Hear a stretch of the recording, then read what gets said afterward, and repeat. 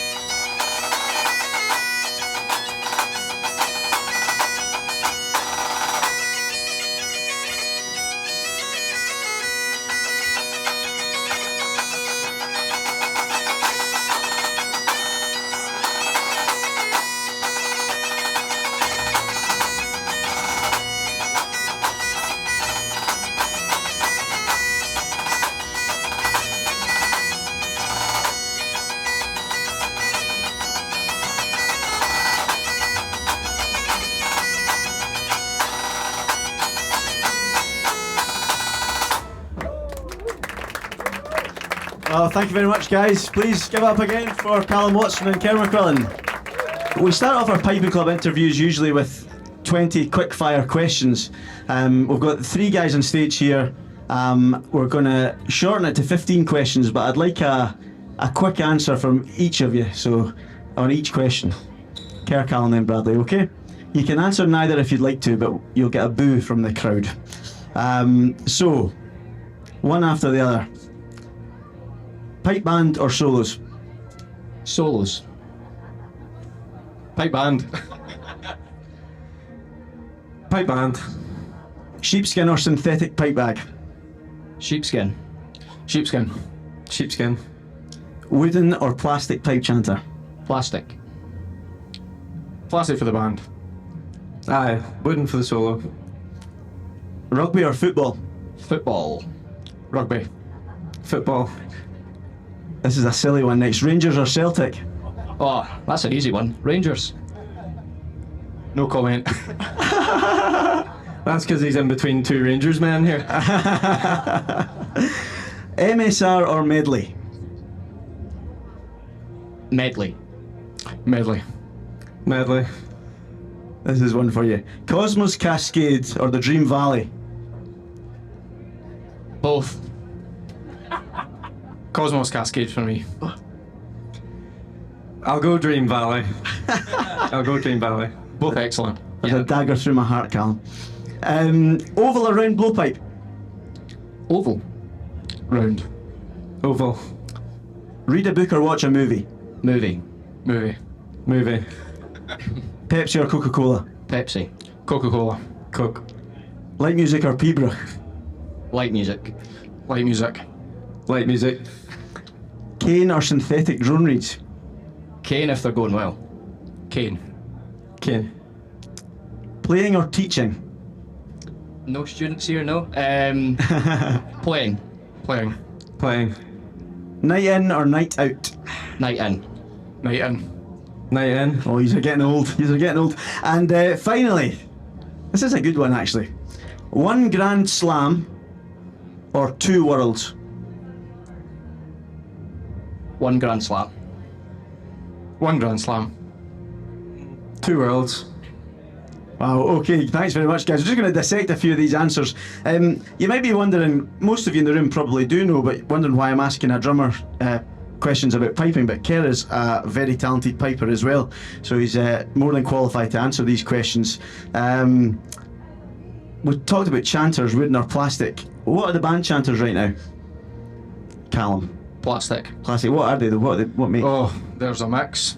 Okay. It's got a mix of Shepherd and Warmack chanters. Right. Old ones. Old. Yeah. So that's a bit of a trend going on right now, isn't it? Top bands using older chanters. So what? Can you explain what the benefit is of that?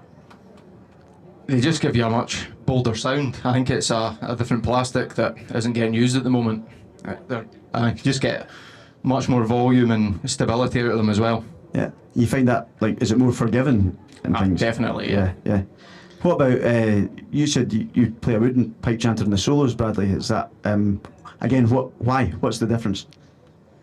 I think you get a bit of a sweeter sound out of the wooden chanters. It's a wee bit softer, blends a bit more with the drones for solo piping, and the holes are generally a wee bit smaller on a Mark II or Warmack.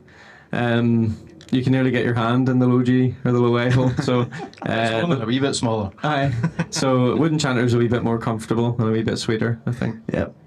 I tried to catch you guys out with the Cosmos Cascade or the Dream Valley medleys, but you were all very diplomatic, which was nice. There are so many great medleys out there, but there are a good few Boggies medleys over the years that are pretty underrated. I'm thinking like Big Road Brusher. That is like a personal favourite of mine. Kerr, what are the ones that stand out from the band throughout the years, and what are the medleys that stand out in history in your mind? There's a lot of ball call ones. Big Road Brusher is a great example. That's one of my favourites. The Police Pipers medley, we've played that quite a lot recently, but the band first played that 2011, 12, around that kind of time, 2010 maybe. So those are 2 ball call classics. But not to mention this year's medley is absolutely, the new one is one of my favourite ball call medleys ever. So it's been really cool playing that this year. Dream Valley is a medley that I really enjoy. You mentioned my two kind of favourite medleys there, so that's a bit of a hard one. The Cosmos Cascade SFU in its time influenced a lot of bands, I think, going forward, and then similarly the Dream Valley medley has as well. But we've been able to put our own spin on a lot of things this year, which has helped to give us our musical voice, and it's something we're kind of excited about going into the future. Yeah. So see, when you're putting it together, a medley, is that a collaborative thing? Is that you three? Are there any others that are involved in that process? Yeah, it's the three of us and a couple of others. Chris, Chris Coates plays a huge part as well, and obviously we bring Jill in fairly early doors. Like to do a lot with the bass section. We've got a great bass section as well, so getting her input early doors as well to get the best from all sections of the band. I think we always try and put the ensemble first above just what a piping judge or a drumming judge might want. Just if they're listening to one core, it's all about what can we get as a band. So there's probably some results that costs us, but for me it's the number one thing is getting the full package. Yeah. Could that be a heated process, putting together a medley? Do you ever get... Never. No? I'd like to see the group chat. I'd like to see the messages. Bradley, you've obviously had an impact in the band coming in this year as well in terms of the musical direction. I would say from the outside looking in, is that a fair comment? Yeah, I think so. I think like a big part of me initially joining Bog Hall was really enjoying the music already over the last couple of years.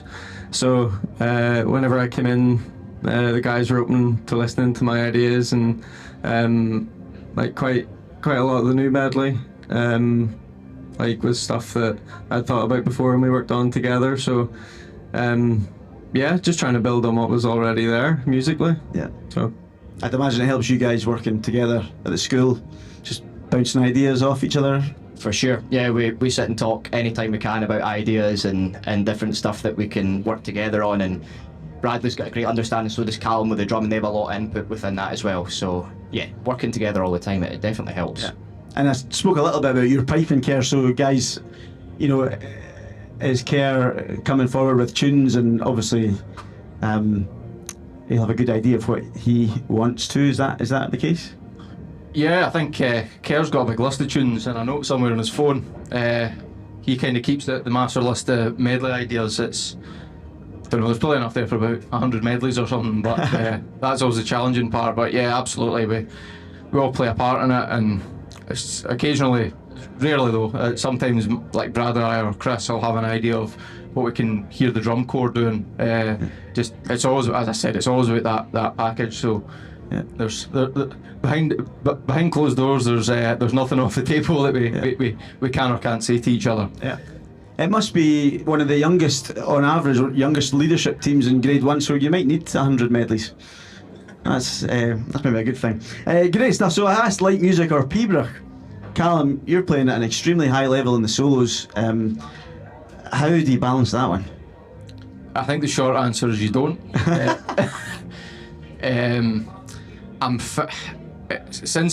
Especially since I've been the pipe major, the solos has taken a back seat. It's always the bottom of the pile between band, work, family. The solos, it's something that just gets crammed in when I can fit it in. I think it's just I'm at a point where I'm really enjoying the band and the team that we've got, and like I said to Bradley and maybe even yourself, I think the last time I played a Pibroch was at the SPA in this building. I think that was April.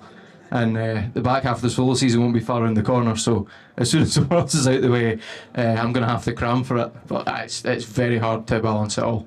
Yeah. Bradley, same boat? Solo pipes out on Monday morning? I think so, yeah.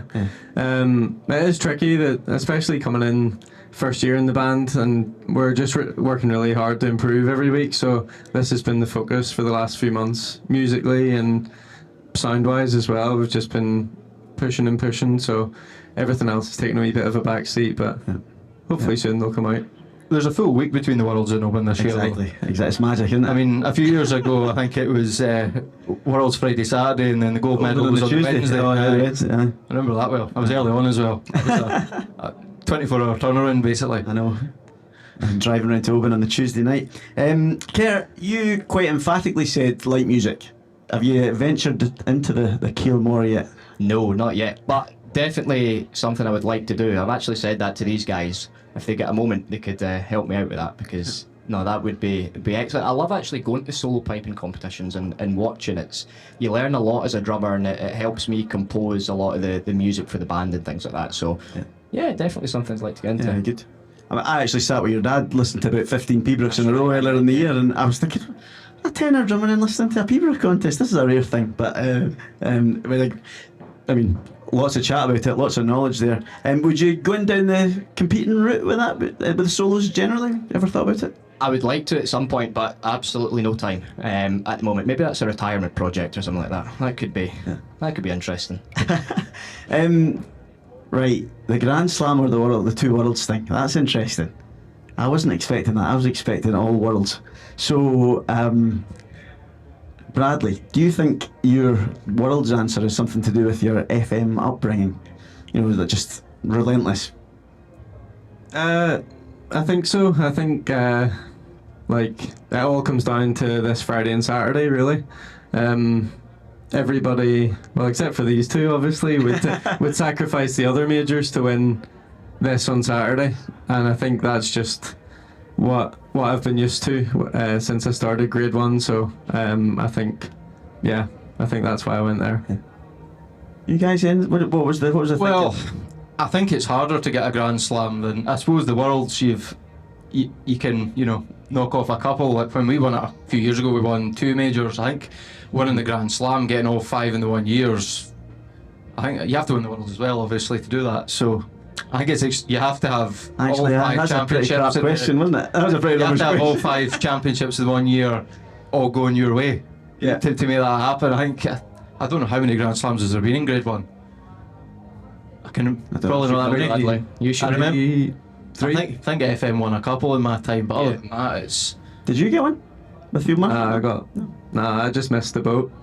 So you're saying that winning the 4 Worlds was easier than 2 Grand Slams? A Grand Slam. I might change my answer, actually. Yeah. Yeah, same as Callum. I think something that's cool and what we strive to do is be consistent all year round, and if you can do that and win the Worlds, then for me that's a tougher thing to do. Absolutely, yeah, that makes perfect sense. Right, so that's what I've kind of dissected my 15 questions now. We'll move on to the next part, just a bit of chat about your time in the band and stuff. So, I think you've all joined the band at different times, and different times in the band's sort of evolution, if we could say that. Callum, you came out of school and pretty much straight to the band, was it? Yeah, so as soon as I left school, I joined Bockhall. Don't think it was a particular surprise to anybody at the time, but I was taught by Ian Simpson at school initially, and then Ross Harvey was there as well, and then I was also getting solo tuition from Johnny Simpson at the time. So I think there was when I left school, there was one band I was going to at that point. Yeah, absolutely. And was it always the ambition to go and lead the band? Probably. I don't know if I ever really thought about it. I think I probably don't know. Kerr obviously matured right at 18 to take it over, but I mean, when I was 18, you came on a trip with us to Frankfurt, and Oh Jesus! that was after the season, not during at least. So yeah, I think I was more there for a good time at that age than I would say. Yeah. Kerr, you must have grown up in the band, around the band. Yeah, as long as I can remember, from the age of 1 I was at every pipe band competition. I don't think I've ever missed a major since. So yeah, grew up around it and through the system. What was the standout memory or your first memory of the Bockhall? It's probably too inappropriate to say. I was hanging about with Gordon Brown for so long. So yeah, a lot of swearing, a lot of banter going on the drum course. So that's all I can remember. But yeah. Callum talked a bit about the trip to Frankfurt, and what struck me is we went there and it was pandemonium. It was such a great laugh, and then the concert came and the band was amazing. And I thought, how did they do that? How did they party so hard all the night before and turn up and do this amazing gig? It's It's practice, I think. I think at that point the championship in Belfast was always a bit more of a weekend away, and then I think we've got the balance a bit better now. There's certainly plenty of nonsense, but yeah, especially like this week in particular, it's practices are very different this week than they are in January, February. Yeah, yeah. And then Bradley, you coming in much later, just this last year. What struck you most in joining the band?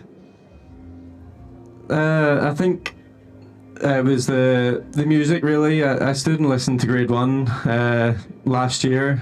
I hadn't played since 2019, and I've been doing kind of solo gigs or just gigging and touring a wee bit, and so it had to be the right thing for me to come back, I think. And just the music drew me in. Working with Care closely, we're quite like-minded as people and musically, and yeah, it was just a great kind of project to come into. There's a great basis there to try and support Callum as best as possible. Yeah, great. So we spoke a little bit about 2023. I spoke to Ross a few weeks ago, and I won't spoil his interview, which is really, really great. Ross Harvey, this is. But he spoke a little bit about just the sheer disbelief when it happened. Not because he didn't think the band was good enough, just because it had never happened before. Can you just talk a bit about that moment? Did you guys think it was going to happen that year? No, I don't think. I don't know. I think I remember Chris Coates said to me on the March Pass we were going to win it, but I suppose I've been around the band long enough. There's been plenty of times we thought we've played out our skin and never got it. I mean, there's a lot of good bands out there. I don't know. I think it was just always the thing the band had never won, and I suppose you were.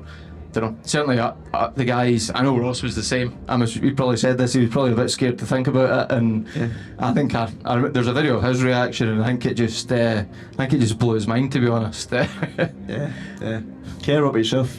I think there's always belief, but you never assume or you never think that it's going to happen. Yeah. You never expect it to happen. But of course, every band believes, no matter what band it is, you always believe you can do it. But no, we never go into anything expecting to win. You just got to go in and do your thing. And we had 4 excellent runs, and it was just a case of seeing what happened. So that year, you won in Ireland that year, didn't you? Yeah. So at what point of the year did you start to think, right, we have got a chance here? It was that day, I think. Yeah. Again, Ireland came out of nowhere. Because we played a couple of contests before that, and we weren't.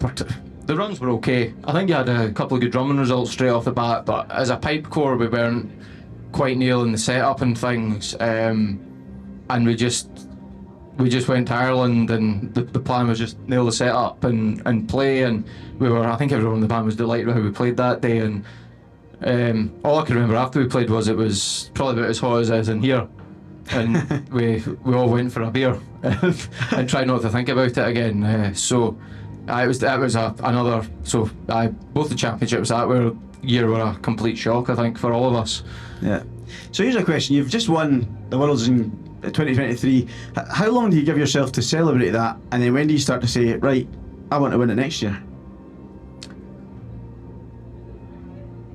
I'm trying to remember back to that winter, because it was a bit nuts, because before we'd won the Worlds, we'd accepted the pre-Worlds concert for 24, and we also had accepted the Kids with Cancer charity concert in Ireland. Was that same year? Same year, yep.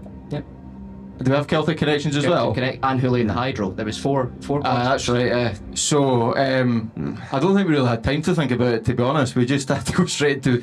We had no concert material, so it was just a complete whirlwind, to be honest. Yeah, and you'd have had Perth that week as well, wouldn't you? Like the week of the Worlds as well. Sunday was Perth. Wednesday was a concert and Friday, Saturday was the Worlds. That was a long week. Yeah, tough shift for that. Tough shift there.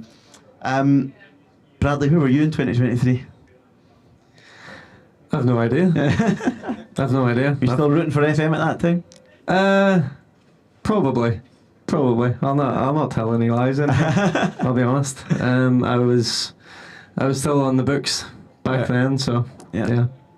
And like standout memories of the day. Is it performances? Is it results? Friday medley. Yeah, I think when we came off the Friday medley, I think it was probably certainly for my first time in the band when we came off both runs on the Friday, and pretty much everyone in the band was happy with both runs. I think you always find one or two people around the band that weren't as happy, and I think everyone was. Yeah, I think we were more just relieved than anything. We've been consistent all season and had 2 good runs. So yeah, I think that's what I remember the most. I think then the Saturday just turns into a bit of a whirlwind again. Yeah. Because you've got 2 more runs and then trying to get a couple of pints before the march past. That Friday medley, everything felt calm. There was nothing to worry about. The whole thing just kind of came together in that Friday medley. And then I guess into Saturday, it was all just about keeping everyone calm and composed and not doing anything stupid. And so, yeah, all worked out. That seemed to happen, yeah, brilliant. The next day at the Park Bar, I turned up at about 1, and it was amazing. There were tattoos, there were people still in kilts, there was people getting put into taxis the next day. I was thinking, this they have celebrated. What were the celebrations like for you guys? Did you not all say like a night in rather than a night out? Is that down to 2023 Worlds? We were out to start with, and then I don't think any of us were. As I said, we never really thought we were going to win it. So the plans were, I think, it's been a long 2 days, bus back to Bathgate for me, and in bed. It was probably a couple of pints and then back. We probably would have went to the Snaffle anyway, and then or got the train. But it was absolute. We weren't prepared for it in the slightest. So yeah, it was pandemonium was a good word for it. So I don't know where you ended up. We were in the Snaffle at one point. In the Snaffle, I went to my bed early, to be honest with you. But the rest of the drummers, I'm sure the bass drummers got a tattoo. I'm sure one of the snare drummers got a tattoo. Yeah. But then when we turned up to the Park Bar, I was like, right, okay, so this is what happened. And no, it was a good night for sure, and everyone enjoyed it. I think you have to do that. You work so hard all year, and then you got to relax and let the steam off. So it's important. Yeah. And the Snaffle is the Boggies pub, isn't it? Yeah. Yeah, always has been. Yeah. When does that date back to? Don't know. Long before you guys. Stevie. 80s. There you go. Jeez. So on to this year. How are preparations going for Friday and Saturday?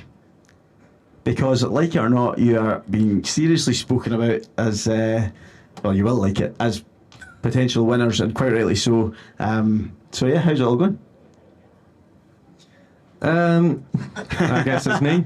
Yeah, it's all going really well. I think we've just been really consistent in our preparation all season. So nothing's really changing. Every practice, every week, we're trying to improve something. So this week, it's just about the small margins and getting the sound as good as it can be, making sure the ensemble's tight, everybody's looking after their instruments. But it's a week of not too much playing. All the kind of work should really be done by now, so we're just kind of keeping things ticking and not overdoing it as far as instruments and personnel go, and hopefully just relax and play well on Saturday and Friday. See, with the drummers not having the instrument to worry about quite as much as we do, can you hit it a bit harder this week? Are you in most nights? Similar, we've got the kind of same routine, both pipers and drummers this week. It's for us, it's all the work is done, it's just nursing it. It's just, the main thing is getting everyone in the right headspace to go there on Friday and Saturday and deliver, put in the best performance we can. So no, everything's kind of been done. You're tweaking at the sound from a drumming point of view, just getting it ready to go, tweaking it little bits in the playing. But look, we've had 4 majors and the playing's been good all year, so it's just trying to keep everyone calm, I think. Yeah. And any like pre-Worlds rituals you go through, Callum? No, just try not to think about it. I think it's the key thing for me. I mean, we're under no illusions that the top bands that have been competing all season are extremely tight. Prize lists have been all over the place. So SFU are over. So yeah, we just need to do what we've been doing. Don't do anything different. Just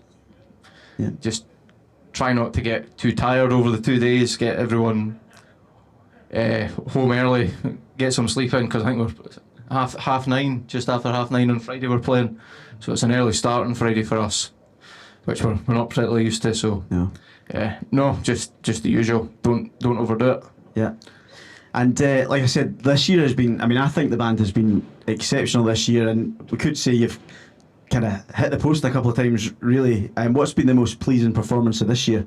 And what, to add on to that, what are you kind of looking forward to on Friday and Saturday? What set or MSR or medley are you most excited about playing? You're summing up right. All year the band's been consistent. We've been in the top 3 at all 4 majors, which is something the band's not had in the past, is that level of consistency, so we're really proud of that. I think the first major, getting the new medley out there was excellent, and it's been well received. So I suppose on Saturday we will be looking forward to that. There's a point in the band hall last night where we just finished and we looked at each other and we're like, right, let's just relax. We don't need to play anymore here. So yeah, I suppose that new medley. But the MSRs this year, we won the wee MSR at the Scottish, which was brilliant. It's interesting because you don't play that MSR all year up until this point. So that was nice to win that. And then what was second with the big MSR at the start of the year, which was another great run. So yeah, I think consistency has been the main thing this year. Callum, any highlights of the year? I think it's just we came off all 4 majors so far, and we've not had any major disasters, to be honest. That's it's always a relief. Yeah. I think in the past we've been a bit hot and cold. I think you just have to keep being consistent because all the top bands are. So yeah, it's pleasing to be at this point, and we've not had anything go drastically wrong. Yeah. Hopefully that doesn't mean that we're in for that this weekend. Touch wood. And when you're on there as like the pipe major, what are you actually thinking about? Because you're obviously having to concentrate on what you're doing, but like, are you worried about everyone else? Not worried. Are you thinking, oh, I had to move that on Thursday. I hope that's okay. That stays fine. That read, or are you just in the moment? There's a lot of things going through my head, to be honest. I suppose on the trigger, it's getting the tempo of the first tune is always the hard bit. Once we go in, just kind of try and worry about myself at that point. It's probably the only point that I'm probably ever thinking about what I'm doing. Yeah. Always thinking about something else, but never really worried about the instruments in there. As Bradley says, we've been working extremely hard at them behind the scenes, and the consistency we're getting even in the band hall's excellent. So yeah, worry about myself in the circle. Yeah. And Bradley, I don't know many folks that are more relaxed or appear more relaxed than you do when you're playing. Certainly your fingers never look like you're tensing up or anything. You look absolutely chilled out when you're playing. Same on the field with the band? Yeah, I think like if you make it to grade 1, you can play. Like that's just kind of a given. If you're in a grade 1 pipe corps, you can move your fingers at the right time and you can play. So for us mainly, there are bits and bobs we do on the playing, but if the sound's there, then you can just relax and you can just sit and it's all locked in and you can just enjoy yourself. So I think probably the most stress is up to the build-up, but once you hit the line, that's it. It's out of your control, and thankfully this year we've done a good job of getting it to a stage where you can just relax and enjoy in the circle. So it's been fun. It's been good. Same sort of thing, Kerr? Yeah. One thing I would add to that is for the sound that the pipers have managed to get this year, it makes life so easy for the drummers because it's that wall of sound right in front of you that you can really lock into and you can play to it and you can feed off it. Especially last night, it was like we didn't have to think about a thing. There was nothing going through our heads at all. It was just a case of locking into each other, me watching Callum and everyone else locking into us. So no, there's nothing really going through your head. The work's been done. You know where all the drums are at. You know the instruments inside out. You know the players inside out. So no, there's not much going through my head. And how does that differ from you, like going on to the World Solos? Same. I don't really think about anything for the solos. You kind of just get into flow state when you're up there. For me, I prepare quite a lot, maybe 6 weeks out, and then the last couple of weeks chill out a little bit and just let the whole thing flow. I think that's where I play at my best, is when I'm relaxed and don't have to think about anything. Yeah. So I won't ask for predictions for the weekend. I wouldn't put you in that position, but I know lots of people are rooting for you and hope it goes really well. It's absolutely roasting in here, so I think we're going to call it a day at that. And I'd just like to thank Kerr, Callum and Bradley very, very much for coming along and doing this. Whether or not we've got anything that we can use online, I don't know. I don't know. Kyle's giving me the thumbs up, so that's good. So thank you very much, guys. Best of luck for the weekend, and please stay around because Kerr and Bradley are about to have their own little gig in here, and I'm sure Bradley will share a bit of that cake with you. It was the cheapest one I could find in the Tesco cake shelf. Yeah. So again, thanks to all of you for coming. I actually have some Piping Club stickers, and I also have some little cards with a free code to go on and try the website out if you'd like to with me here. So I'm happy to give you one at the end. Yeah, and thank you very much. Thanks to everyone who's watching it online as well. So thanks again to the guys. Please give them a round of applause.